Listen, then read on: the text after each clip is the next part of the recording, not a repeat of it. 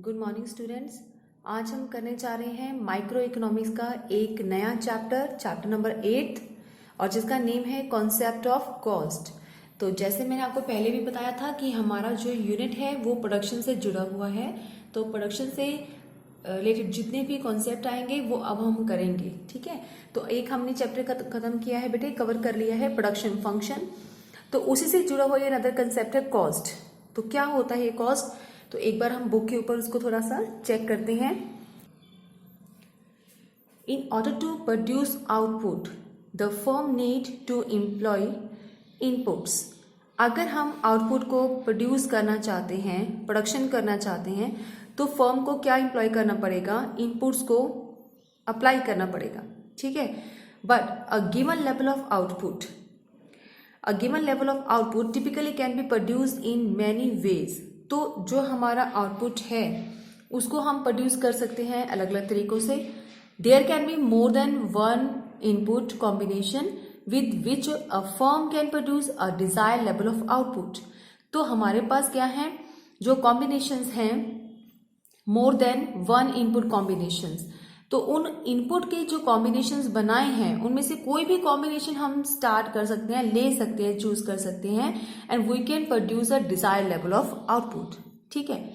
तो यहां पे हम बात कर रहे थे कि वो जो कॉम्बिनेशंस है वो कैसे हैं। वी कैन सी दैट, हमने यहाँ पे टेबल नहीं देखा बट हम इसमें क्लियर कर सकते हैं इसी बात को कि 50 यूनिट्स ऑफ आउटपुट अगर प्रोड्यूस करते हैं, कैन बी प्रोड्यूस्ड, किए जाते हैं बाय 3 डिफरेंट इनपुट कॉम्बिनेशंस के थ्रू। या तो हम दो इनपुट्स हैं, एक x1 है, दूसरे का नेम है x2। हम इसके 6 यूनिट और दूसरे के 3 यूनिट ले सकते हैं।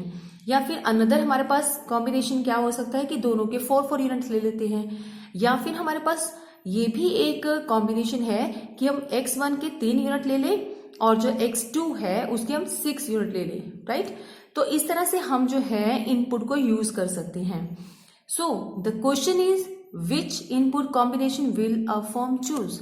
तो फर्म को कौन सा कॉम्बिनेशन चूज करना चाहिए। जो हमने 3 जो है डिफरेंट इनपुट कॉम्बिनेशन ऊपर जो लिखे हैं उनमें से हमें फर्म के सामने ये आता है, क्वेश्चन अराइज होता है कि कौन सा उसको चूज करना है। With the input price given it will choose that combination of input which is least expensive. तो अब प्रोड्यूसर कैसे इसको डिसाइड करेगा, यहाँ पे इनपुट्स के रेट जो है वो गिवन होते हैं, तो उस कॉम्बिनेशन को ही वो एक्सेप्ट करेगा, एग्री करेगा उसको अप्लाई करने के लिए, प्रोडक्शन बनाने के लिए, जिसकी कॉस्ट बहुत कम होगी, ठीक है। So every level of output the firm chooses the least cost input combination. तो वो किसको चूज करेगा, लीस्ट कॉस्ट जो है उसी इनपुट को वो क्या करेगा, चूज करेगा। So this output cost relationship is the cost function, और इसी को हम क्या कहते हैं, cost function of the firm कहा जाता है। तो नेक्स्ट पे देखते हैं अब हम।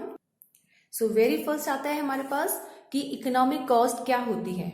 A firm requires various input for the production of goods and services. The total expenditure incurred on these input is known as economic cost और production cost। तो अभी हमने क्या सीखा कि कॉस्ट क्या होती है, कि जब भी हम कोई इनपुट इस्तेमाल करते हैं, यूज करते हैं प्रोडक्शन करने के लिए, तो उस पर जितना भी खर्चा एक प्रोड्यूसर को करना पड़ता है, ठीक है, तो वो क्या होगा, उसका कॉस्ट कहलाता है। तो वो जो कॉस्ट है उसके लिए बहुत सारे ऑल्टरनेट होती है इनपुट को चूज करने की। तो बेस्ट ऑल्टरनेट क्या होगा कि जहां पे उसकी कम कीमत उसको देनी पड़े इनपुट को परचेज करने के लिए। सो वही चीज इकोनॉमिक कॉस्ट कहलाती है। एक फर्म जो है उसको रिक्वायरमेंट होती है अलग अलग तरह के इनपुट्स की प्रोडक्शन के लिए, ठीक है, जब उसने गुड्स या सर्विस को प्रोड्यूस करना है। तो then total expenditure incurred on these input. तो टोटल खर्चा अगर वो जजमेंट कर लेता है तो उसी को हम प्रोडक्शन कॉस्ट भी बोल सकते हैं, उसी को हम इकोनॉमिक कॉस्ट भी बोलते हैं, राइट। तो नेक्स्ट बात आती है कि एक्सप्लिसिट कॉस्ट क्या है। अब इसी इकोनॉमिक कॉस्ट को हम 2 पार्ट में, 2 तरीके से, 2 पार्ट के अंदर उसको डिवाइड करते हैं, जिसका पहले का नेम है एक्सप्लिसिट कॉस्ट और दूसरा क्या है, इम्प्लिसिट। ऊपर हमें बोला गया ना कि सबका टोटल कर लेना है, टोटल एक्सपेंडिचर हमें देखना है, राइट। यहाँ पे हमने मेंशन किया था टोटल एक्सपेंडिचर। तो टोटल कैसे होगा, जितने भी एक्सप्लिसिट कॉस्ट है उसके अंदर प्लस कर देंगे इम्प्लीसिट कॉस्ट को, तो वो क्या बन जाएगा टोटल एक्सपेंडिचर। और उसी टोटल एक्सपेंडिचर को हम प्रोडक्शन कॉस्ट भी कहते हैं और इकोनॉमिक कॉस्ट भी कहते हैं। तो क्या होती है ये एक्सप्लिसिट कॉस्ट, इसको हम चेक करते हैं। ये दोनों कंसेप्ट बहुत ही ज्यादा इंपॉर्टेंट है, इसको केयरफुली समझना है आप लोगों ने, ध्यान से सुनना भी है। Actual payments made by the firm for purchasing और hiring resources from the factors owner are called the explicit cost. तो क्या कह रहे हैं यहाँ पे एक्सप्लिसिट कॉस्ट के बारे में कि एक्चुअल पेमेंट जो की जाती है मेड बाय द फर्म, अगर कोई फर्म जो है सही मायने में पेमेंट कर रही है, यानी कि कैश उसके पास से जा रहा है, एक्चुअल में कैश जा रहा है एज अ पेमेंट, तो वो पेमेंट किस चीज के लिए जा रहा है? For the purchasing of resources या फिर हायरिंग ऑफ रिसोर्सेज। हमने इनपुट को किराए पे ले लिया या हमने इनपुट को खरीद लिया, तो उसके लिए क्या करना पड़ता है? पेमेंट्स इनकर्ड करनी पड़ती है। सो इस तरह की अगर पेमेंट की जाती है फर्म के द्वारा, ठीक है, तो उसी को क्या कहा जाता है? एक्सप्लिसिट कॉस्ट कहा जाता है। और वो जो हम परचेजिंग करेंगे इनपुट्स की, वो कहाँ से परचेज करते हैं? फैक्टर ऑनर से। जिसके पास वो चीज मिलेगी वहीं से तो हम परचेज करेंगे, राइट? तो क्या एग्जांपल है एक्सप्लिसिट कॉस्ट की? तो जैसे कि हम बोल सकते हैं वेजेस अगर हम पे करते हैं, फॉर एग्जांपल अगर हम वेजेस पे कर रहे हैं किसको? लेबरर को, ठीक है, तो उस लेबरर की क्या करेंगे? हम वेजेस दे रहे हैं। सेकंड हम क्या लग सकते हैं यहाँ पे? अगर हमने रॉ मटेरियल खरीदा है तो रॉ मटेरियल की पेमेंट करेंगे, right? Payment to purchase raw material, right? तो और क्या पेमेंट कर सकते हैं? हमारे यहां से क्या जा सकता है? कैश। कि अगर हम रॉ मटेरियल के अलावा, लेबर के अलावा अगर इंटरेस्ट की पेमेंट कर रहे हैं तो भी हमारे पास से कैश जाएगा। इंटरेस्ट ऑन बोरोड मनी, अगर हमने किसी से बोरो कर लिया है, पैसा उधार ले लिया है, तो बदले में क्या जाएगा? पैसा जाएगा, इंटरेस्ट जाएगा हमारे पास से।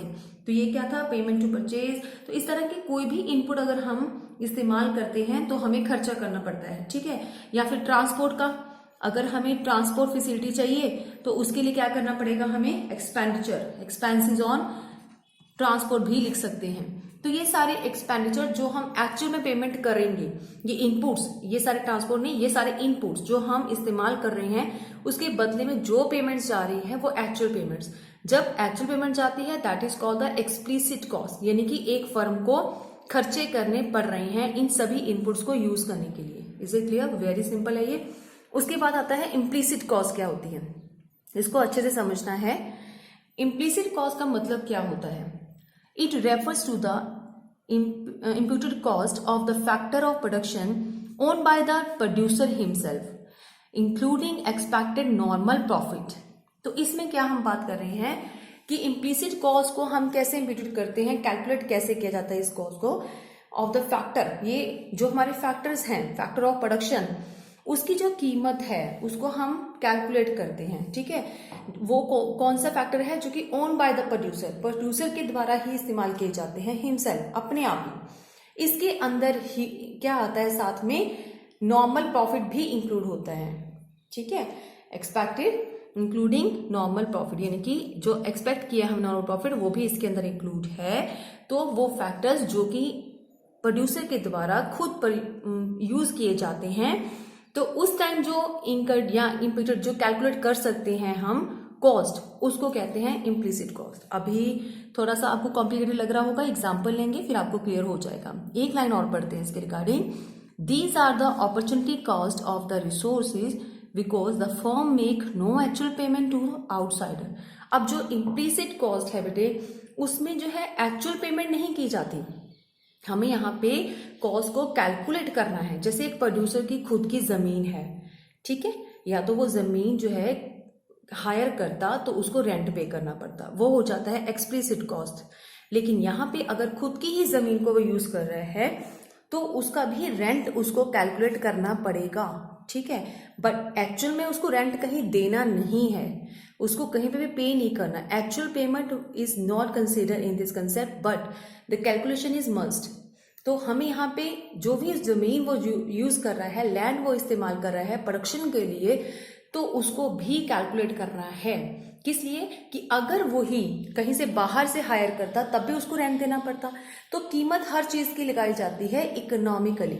तो इकोनॉमिक्स में कॉस्ट को समझने के लिए हमें सभी फैक्टर्स की जो है कॉस्ट निकालनी पड़ती है, सभी फैक्टर की कीमत लगानी पड़ती है, चाहे वो प्रोड्यूसर्स खुद उसका इस्तेमाल कर रहा है, चाहे वो फैक्टर्स बाहर से बोरो करके फिर उसका इस्तेमाल कर रहा है।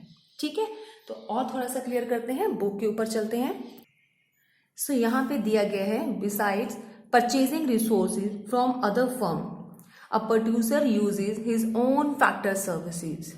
अगर एक प्रोड्यूसर बजाय बाहर से कुछ भी फैक्टर खरीदने की बजाय अदर फर्म से नहीं खरीद रहा, वो एक प्रोड्यूसर उसको यूज कर रहा है, सिर्फ अपने जो उसके पास घर के उसकी खुद की जो सर्विस है उसके पास पड़ी हुई है उसी को वो यूज कर रहा है, ओन फैक्टर सर्विस इस्तेमाल कर रहा है। Also in the process of production activity के अंदर। ठीक है, he generally does not take into account the cost of his own factor. अगर देखा जाए तो जनरली इसको इन्वॉल्व नहीं किया जाता।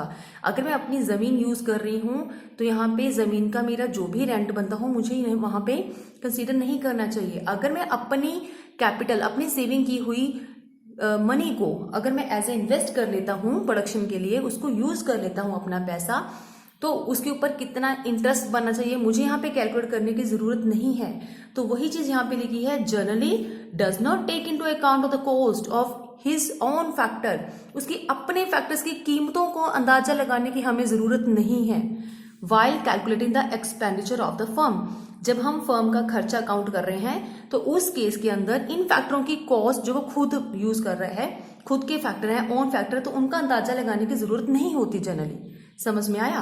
But these cost should definitely be taken into account. लेकिन इन कॉस्ट को तब भी कैलकुलेट करना पड़ता है, इनको अकाउंट में लेके आना पड़ता है। क्यों? The cost of using such factor is called the implicit cost. तो इन्हीं कॉस्ट को क्या कहते हैं? इम्प्लिसिट कॉस्ट कहते हैं। क्यों यहाँ पे लेके आना पड़ता है? क्योंकि हमें इकोनॉमी की सभी फैक्टर्स की कीमत का पता होना चाहिए, चाहे वो हम बाहर से खरीद के या फिर किराए पे लेके आ रहे हैं वो इनपुट्स, चाहे हमारे खुद के घर के इनपुट्स हैं। तो इकोनॉमी ये कहती है कि सभी फैक्टर्स को, अगर आप सभी फैक्टर्स की कीमत लगाते हो तो कॉस्ट इन इकोनॉमिक्स हमें पता होना चाहिए। तो इकोनॉमी के अंदर जितने भी फैक्टर्स पड़े हुए हैं बेटे, तो उन सभी फैक्टर्स की कीमत का अंदाजा लगाना जरूरी है।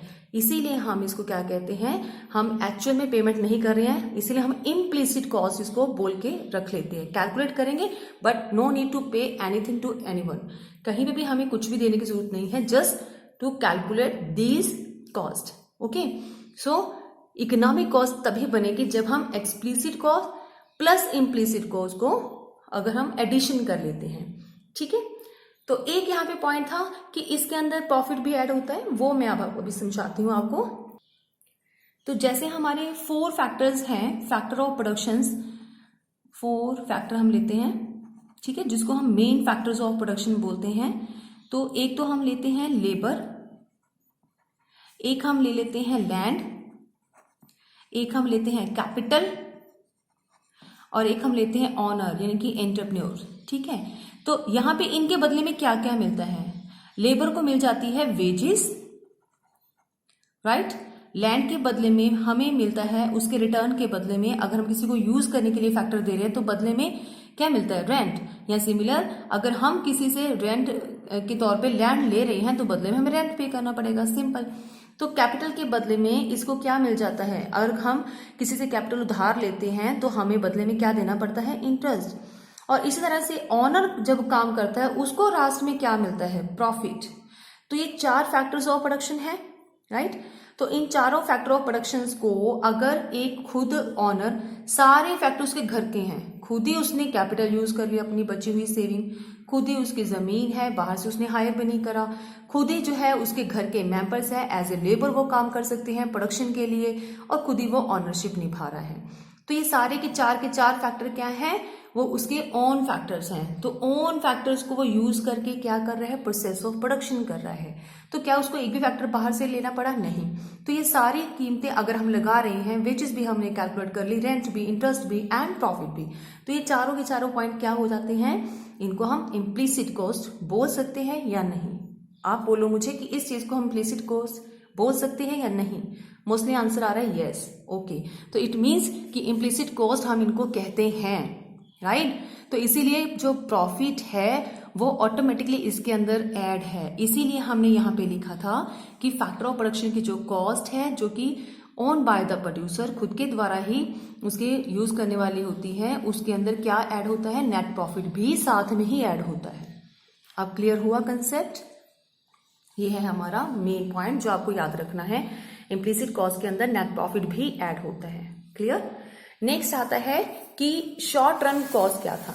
बेटे इस चैप्टर के अंदर ये एक्सप्लिसिट और इम्प्लिसिट का कॉन्सेप्ट ही ऐसा है जो कभी कभार बच्चों को टफेस्ट लगता है या फिर थोड़ा सा कंफ्यूज करता है। तो अगर आपको फिर भी यहाँ पे क्लैरिफाई नहीं हो रहा तो आप मुझसे फिर से फोन पे पूछ सकते हो, कॉन्सेप्ट मैं दोबारा उसको एक्सप्लेन कर दूंगी, ठीक है। तो आगे आता है बाकी सब चैप्टर के जो कॉन्सेप्ट है हमारे कॉस्ट के, वो ईजी है। इसे नेक्स्ट वाले शॉर्ट रन कॉस्ट क्या है। शॉर्ट रन का मीनिंग हम लास्ट चैप्टर के अंदर कर चुके हैं कि क्या मतलब होता है शॉर्ट रन का। तो अभी हम कर रहे हैं कि शॉर्ट टाइम पीरियड के अंदर कैसे कैसे खर्चे जो है एक फर्म को झेलने पड़ते हैं। तो पहला आता है फिक्स कॉस्ट। फिक्स कॉस्ट क्या होता है, fix cost are that part of the total cost of the firm which does not change with the change in output. अगर हमारी आउटपुट के अंदर कोई भी चेंज आता है तो उसके चेंज आने से हमारी जो फिक्स कॉस्ट है उसके अंदर कोई चेंज नहीं आता, it doesn't change, right. So these cost are incurred if a firm stop the production for a short period of time. अगर शॉर्ट पीरियड ऑफ टाइम है, कुछ टाइम के लिए, शॉर्ट पीरियड के लिए अगर वो अपनी प्रोडक्शन को स्टॉप भी कर देता है तब भी उनको ये खर्चे जो है वो झेलने ही पड़ेंगे। अगर उसको वो रोक देता है प्रोडक्शन को, ठीक है, स्टॉप कर देगा, तब भी हम ये नहीं कह सकते कि प्रोडक्शन तो हो नहीं रहा है तो फिक्स्ड कॉस्ट कैसे पे करनी पड़ेगी, वो भी नहीं होगी। कॉस्ट फिक्स की जो है वो फिक्स ही रहेगी, उनको पे करनी ही पड़ेगी। किस तरह की कॉस्ट जो है वो झेलनी पड़ती है, जैसे कि अगर किसी पर्सन ने बिल्डिंग जो है वो रेंट पे ली हुई है और उसके अंदर उसने मशीन्स जो है वो इंस्टॉल कर रखी हैं और उसके ऊपर अपनी गुड्स का प्रोडक्शन करता है, तो जो बिल्डिंग का रेंट है वो उसको हर महीने जो है वो पे करना ही पड़ेगा। चाहे तो वो बिल्डिंग को 1 मंथ के लिए वहां पे कोई प्रोडक्शन ना करे, चाहे वो लगातार प्रोडक्शन करता रहे या वो कम प्रोडक्शन करे, तो यहाँ पे कोई फर्क नहीं पड़ता। रेंट वाले ने अपना रेंट जो है वो मांग ही लेना है आपसे, तो बिल्डिंग के ऊपर जो रेंट है वो एक्चुअल में पे करना पड़ेगा। सिमिलर जो आपने मशीन्स वहां पे लगाई है तो मशीन का जो रेंट है, किराया जो आप हर महीने पे करते हो, अगर आपने हायर करी हुई है मशीन्स, किराए पे ली है, खुद की नहीं है, तो उसका भी रेंट आपको पे करना ही पड़ेगा। ये कुछ कंसेप्ट है जो कि हम फिक्स कॉस्ट के अंदर गिनते हैं। इसके अलावा आप ये भी ले सकते हो कि अगर आपने किसी भी अपनी फैक्ट्री का, बिल्डिंग का इंश्योरेंस करवा रखा है तो इंश्योरेंस के बदले में जो आप प्रीमियम जो है वो पे करते हो, तो उस प्रीमियम की जो आपकी इंस्टॉलमेंट जाती है वो भी आपका फिक्स खर्चा है, ठीक है। चाहे तो आप प्रोडक्शन करो, चाहे आपकी प्रोडक्शन काफी हाईएस्ट है या फिर बिल्कुल जीरो है, तब भी आपको जो है उसकी पेमेंट जो वो करनी पड़ती है, ठीक है। तो अगर आपने कोई पेमेंट कैपिटल उधार ले रखे हैं, इन्वेस्टमेंट ले रखा है और उस कैपिटल के बेस के ऊपर आपने अपनी बिल्डिंग में जो फैक्ट्री लगाई है उसमें आप इन्वेस्टमेंट कर रहे हो, कैपिटल किसी से उधार लिया हुआ है, तो आपको इंटरेस्ट पे करना पड़ेगा। आप वहां पे बैंक को ये नहीं बोल सकते कि मैंने तो प्रोडक्शन अभी स्टार्ट ही नहीं किया तो पैसा मैंने ले लिया तो मैं आपकी पेमेंट नहीं करूंगा।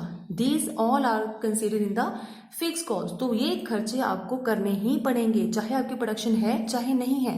सो डजंट चेंज, ये खर्चे चेंज नहीं होंगे with a change in output, right. Next है, इसको हम एक टेबल और डायग्राम के अंदर देखते हैं। यहाँ पे हमने एक टेबल लिया है जिसमें मैंने लिया है नंबर ऑफ यूनिट्स प्रोड्यूस, कि कितनी प्रोडक्शन हो रही है कितने यूनिट्स की, तो साथ में लिया फिक्स कॉस्ट। इसको हम टोटल फिक्स कॉस्ट भी लिख सकते हैं, ठीक है।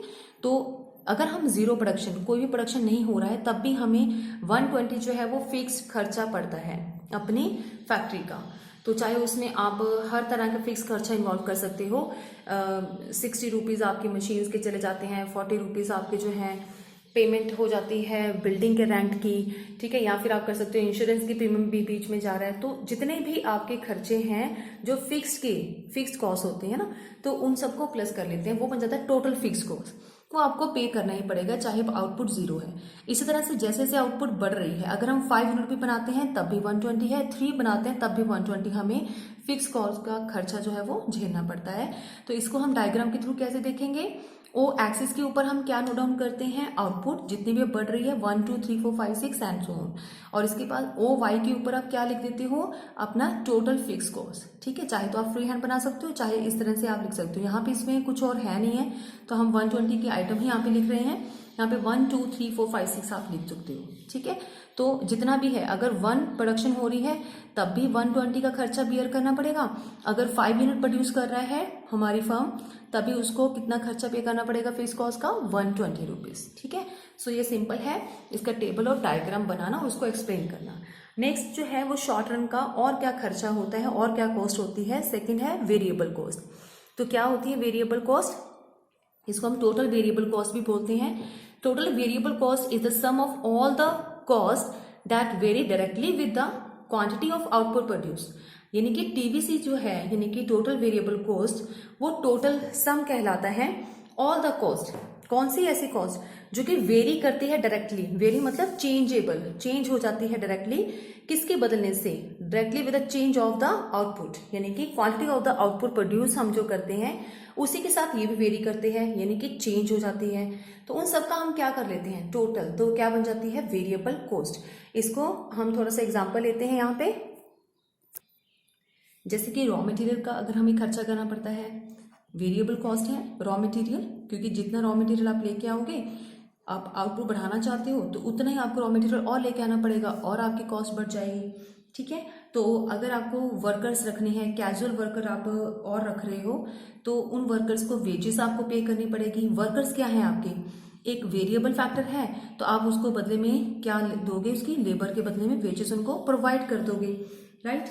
अगर आपको कोई पावर सप्लाई है, तो पावर सप्लाई आप ज़्यादा इस्तेमाल कर रहे हो तो उसका बिल भी ज़्यादा आएगा, तो आप उसकी पेमेंट करोगे, यानी कि आपको पावर सप्लाई का एक्सपेंसेस जो है वो झेलना पड़ेगा, एक्सपेंडिचर उसका बियर करना पड़ेगा।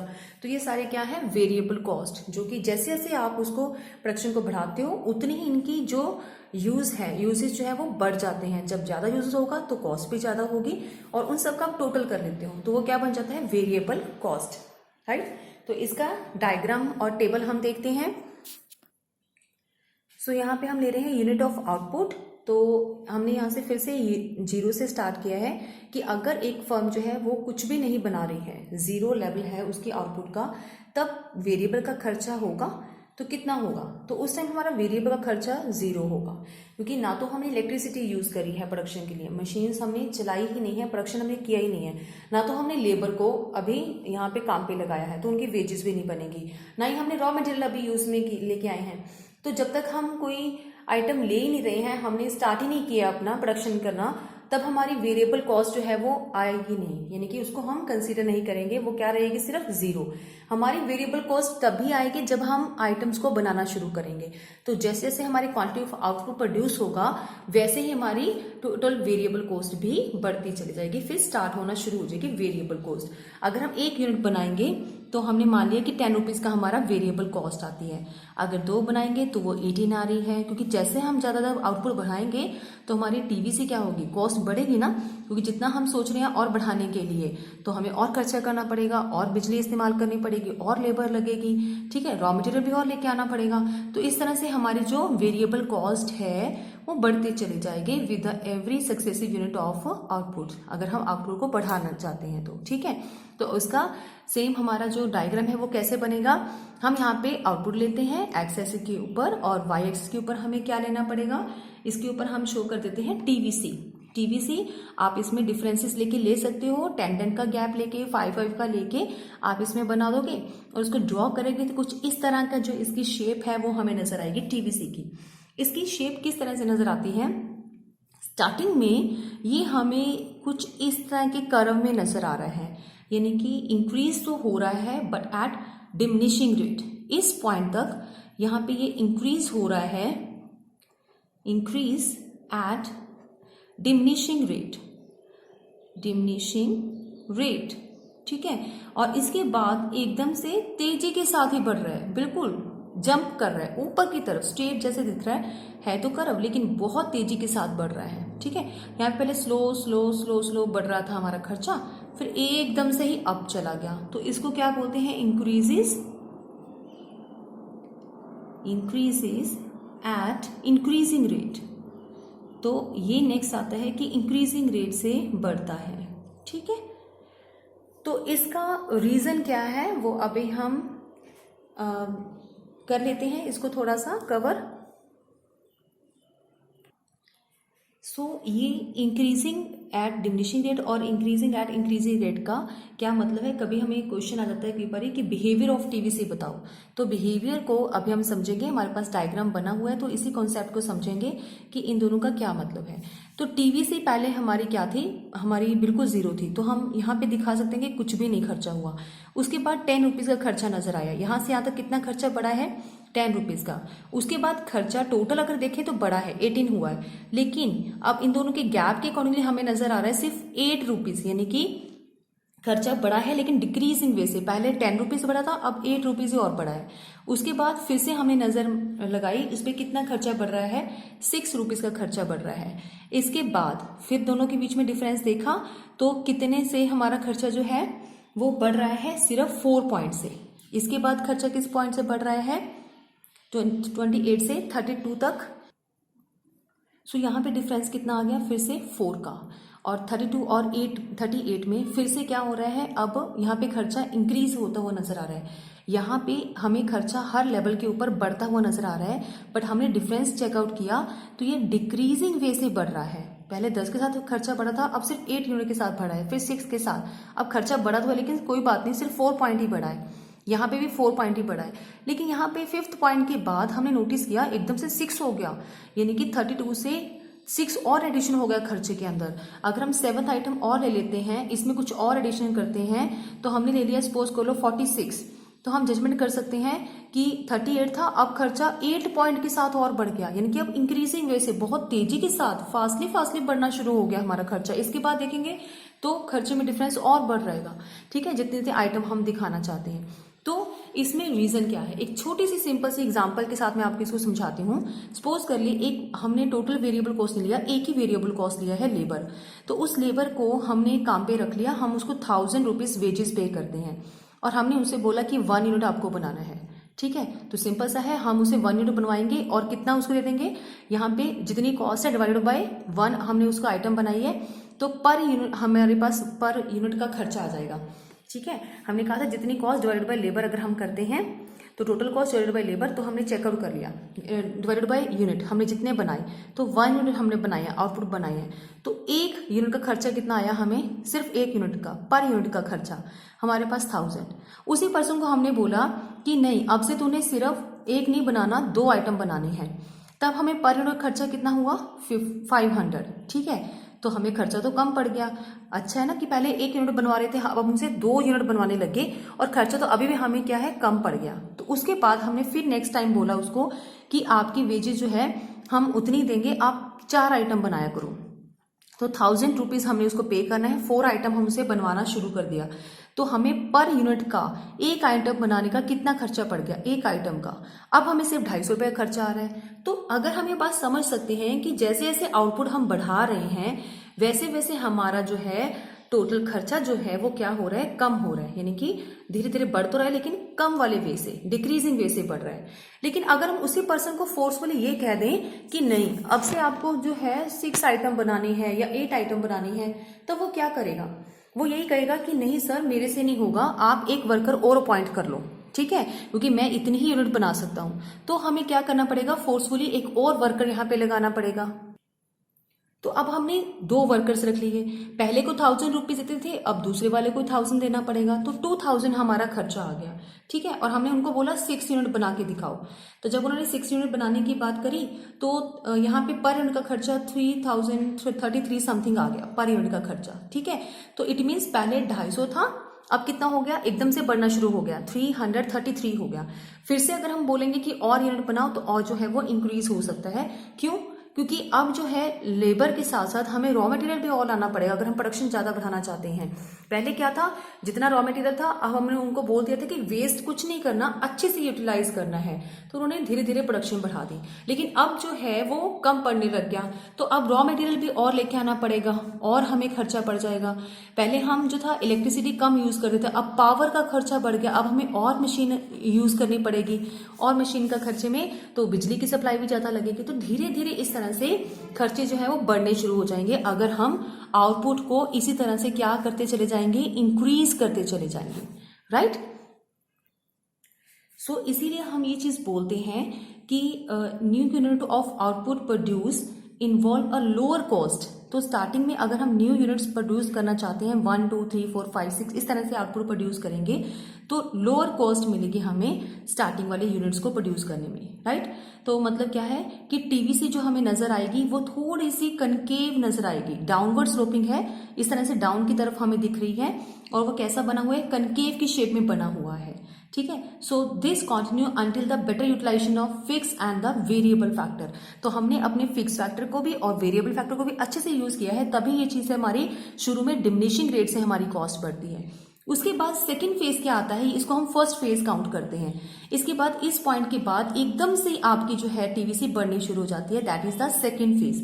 तो सेकंड फेज में हम क्या लिख सकते हैं, this mean that each new unit of the output has higher cost, ठीक है, देन प्रीवियस। तो प्रीवियस यूनिट के मुकाबले अब जो न्यू यूनिट अगर हम यूज करेंगे, बनाएंगे, तो हायर कॉस्ट हमें पे करनी पड़ेगी। सो ये 2 पॉइंट्स हैं जो आपके बिहेवियर को बताते हैं टीवीसी के। तो आज के लिए बेटे इतना ही काफी है, आप इसको अच्छे से रिवाइज करोगे और अगर डाउट हो तो आप मुझसे क्लियर करोगे। नेक्स्ट वाला हम नेक्स्ट लेक्चर के अंदर करेंगे। ओके बेटे।